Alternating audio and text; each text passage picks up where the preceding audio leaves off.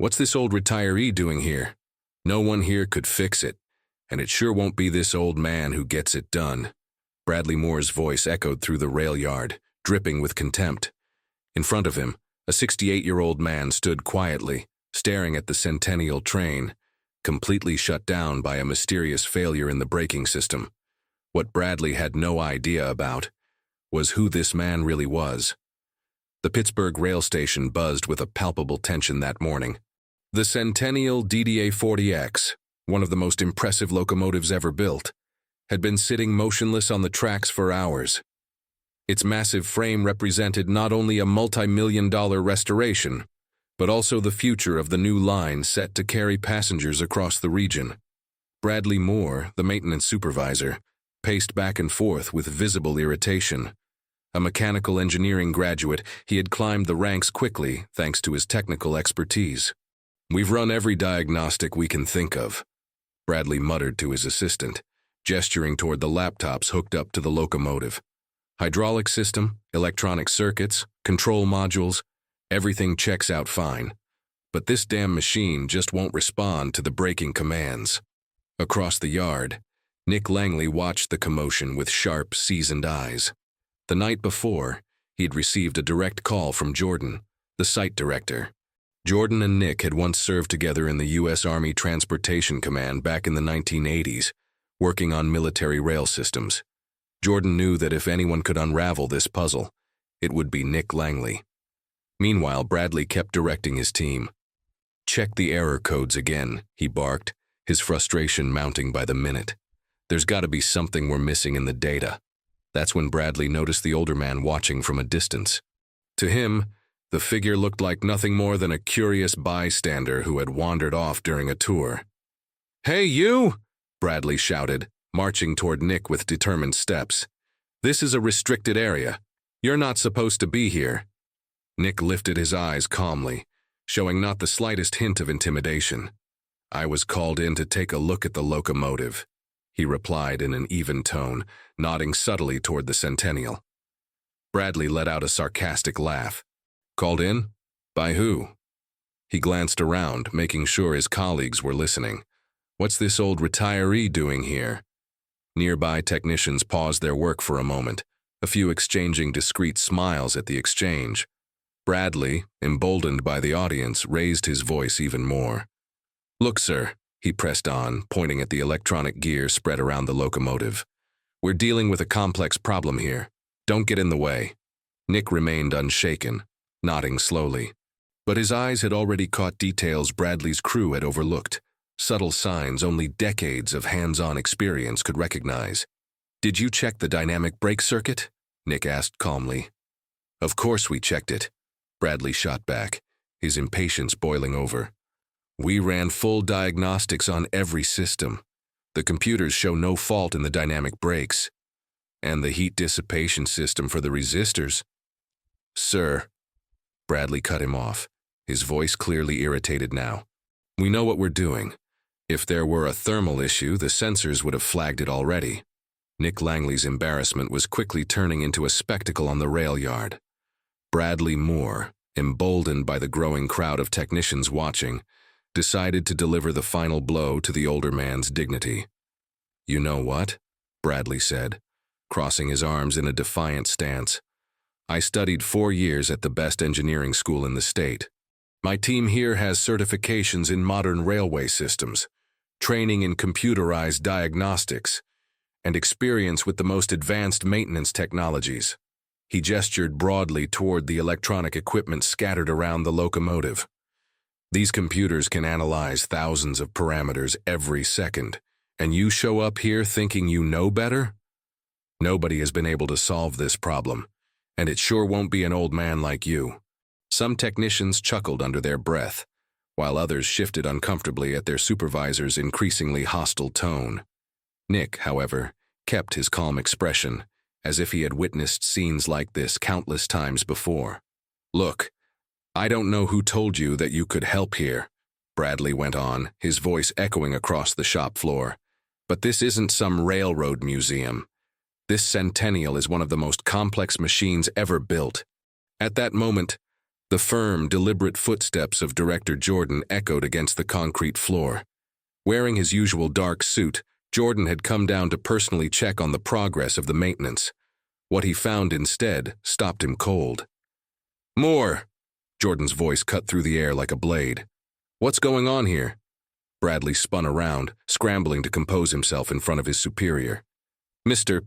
Jordan, I was just explaining to this man that this area is restricted, and that this man," Jordan interrupted, striding directly toward Nick with a genuine smile, "is Nick Langley, retired sergeant mechanic from the U.S. Army Transportation Command with more than 30 years of active service." Bradley's expression faltered, his confidence slipping into unease. Jordan continued, his voice now carrying a reverence that caught everyone off guard. "Nick developed and oversaw the maintenance of locomotives just like this one during military operations in the Middle East. He worked with Centennials when you were still learning how to tie your shoes more." The silence that fell over the shop was almost tangible. The technicians who had laughed moments before now avoided eye contact, while Bradley felt the heat rising up his neck. "And on top of that," Jordan added, placing a friendly hand on Nick's shoulder, "he and I served together back in the 1980s, when we were developing railway systems to move heavy equipment in combat zones. If there's anyone in this world who can get this locomotive running again, it's Nick Langley." Nick shook Jordan's hand firmly, though his expression remained modest. "Jordan, you've always been too generous with your compliments." "Not when it comes to skill," Jordan replied. "How many times did you save our operations when the military computers failed, and we had to keep the trains moving under enemy fire?" Turning back to Bradley, Jordan's tone left no room for doubt. "More, you're a spoiled child compared to Nick Langley. Step aside and let him work, now." Bradley felt as if the ground had vanished beneath his feet. All the confidence, arrogance, and superiority he had flaunted just minutes before evaporated in an instant. He glanced around, finding nothing but disapproving looks from his own crew. I didn't know," Bradley stammered, struggling to find words that might somehow fix the situation. "If I had known who you were." "The issue isn't who Nick is," Jordan cut in, his voice heavy with disappointment. "The issue is your arrogance and lack of respect. A true professional doesn't behave that way." Nick, showing the class that decades of military leadership had instilled in him, stepped in diplomatically. "Jordan, let the young man be. We all make mistakes when we're starting out. What matters now is getting this locomotive running." Walking toward the Centennial, Nick pulled a worn pair of gloves from the pocket of his jacket. "You said you checked the dynamic braking system?" Bradley, still visibly shaken, nodded quickly. "Yes, sir. All electronic diagnostics came back normal." Nick allowed himself a slight smile. "Sometimes, son, machines have a peculiar way of telling you what's wrong." Nick stepped closer to the locomotive. His seasoned eyes scanned every detail of the machine, not searching for what the computers might reveal, but for what only decades of hands-on experience could uncover. He stopped near the auxiliary engine compartment and tilted his head slightly, as if listening to something imperceptible to everyone else. "Do you hear that?" Bradley furrowed his brow, straining to catch any unusual sound. "I hear the auxiliary engine running normally, sir." "Exactly," Nick nodded. "It is running normally, but listen carefully to the frequency of the hum from the dynamic brake resistors." Everyone tried to focus, but the sound remained a mystery to untrained ears. Nick, however, had already identified the issue.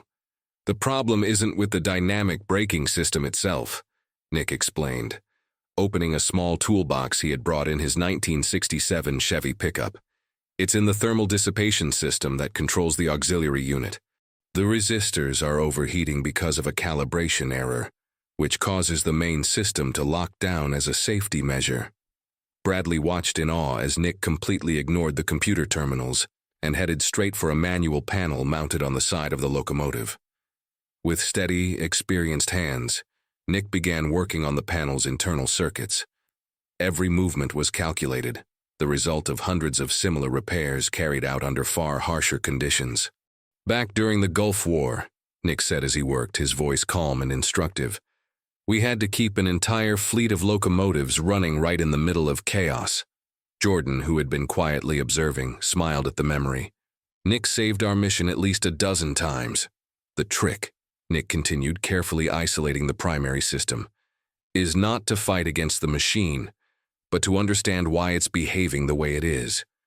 This locomotive isn't broken. It's protecting itself. Bradley and his crew stood transfixed as Nick manually recalibrated the resistor bypass.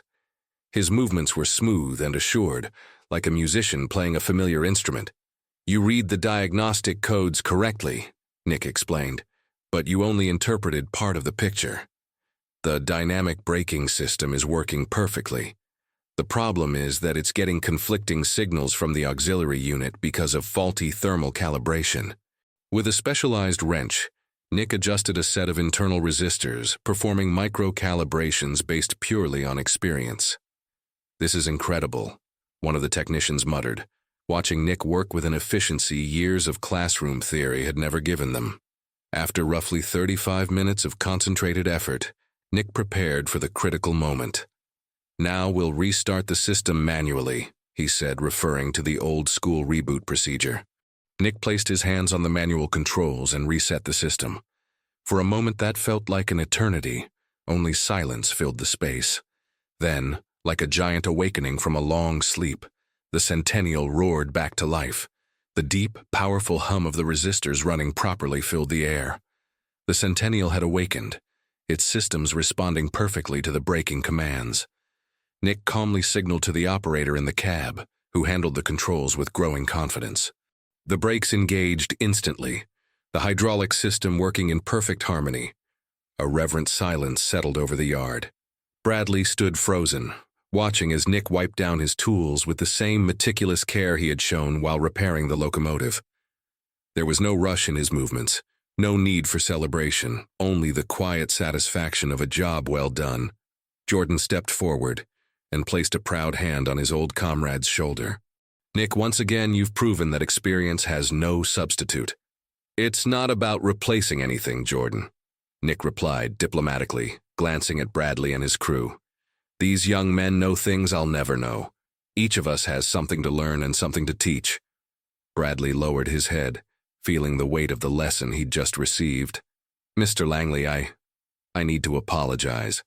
What I did was inexcusable." "Son," Nick said gently, "we've all been arrogant at some point in our lives. What matters is learning from those mistakes."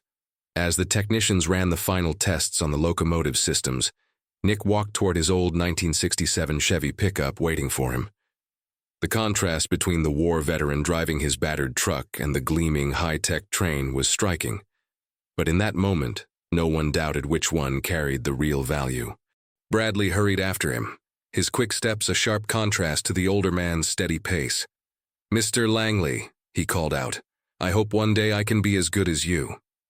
Nick smiled, recognizing in the young supervisor the same hunger for knowledge he himself had carried decades earlier. "Bradley, you already have solid knowledge. What you need now is patience and humility." Behind them, the majestic Centennial began to roll slowly along the tracks, gliding smoothly toward the starting point of the line. The powerful rhythmic sound of its engines echoed like a hymn of victory. Bradley remained on the platform, watching the steel giant depart in flawless motion. At that moment, watching the locomotive that had defied all his efforts respond so effortlessly to Nick Langley's touch, he finally understood. He had just witnessed not only the repair of the mighty Centennial, but also a lesson in experience, humility, and the true value of respect. And if you agree, write respect in the comments. If you enjoyed this story, hit the like button and subscribe to the channel so you don't miss the next one.